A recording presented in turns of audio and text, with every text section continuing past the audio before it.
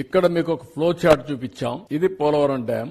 ఇక్కడ నుంచి నేరుగా పోలవరం నుంచి కృష్ణా రివర్ కి తీసుకురావడం. ఇక్కడ కృష్ణా రివర్ లో ఇది నేను ముందు చూపించినటువంటి తాటిపూడి కాలువ. ఆ కాలువ నుంచి ఒకవేళ అవసరమైతే అండర్ గ్రౌండ్ ఎస్కేప్ ఇది పెట్టి టనల్ పెట్టి తీసుకపోతే అది ఒక మార్గం. లేకుంటే రివర్ లో వేసి మళ్ళా లిఫ్ట్ చేయాలా. ఇక్కడికి వచ్చిన తర్వాత ఆడ బుడమేరు కూడా ఉంది. అవన్నీ కూడా వర్కౌట్ చేసుకుని చేస్తాం. ఇవి లెవెల్స్. ఏ లెవెల్లో నీళ్లు వస్తున్నాయి, అక్కడి నుంచి మళ్ళా లిఫ్ట్ చేయడానికి ఏ లెవెల్ చేయాలా. ఇక్కడ 125 ప్లస్ ఇది. ఇక్కడ వచ్చింది 185. ఇక్కడికి వచ్చే కొద్దిగా మళ్ళీ 22.9 మీటర్స్. ఇక్కడ పెంచుకుంటూ పోతే ఇది మళ్ళీ Nagar Sagar right main canal పక్కనే బొల్లాపల్లి. ఆ కాలువలో వేసిన తర్వాత అక్కడి నుంచి లిఫ్ట్ చేయాలి. లిఫ్ట్ చేస్తే నేరుగా బొల్లాపల్లికి వెళ్తుంది. సో దీనికి ఇక్కడ ప్లస్ 45 పెంచుకుంటూ ఇది ప్లస్ 26.5. ఇక్కడికి వస్తే ప్లస్ 220 మీటర్స్. 45 నుంచి 220 మీటర్స్ వరకు వెళ్ళాలి. అక్కడి నుంచి మళ్ళీ ఇక్కడ వచ్చే కొందికి 220 నుంచి మళ్ళీ బొల్లాపల్లి నుంచి కిందికి వెళ్తూ 53 మీటర్లు పెరుగుతుంది.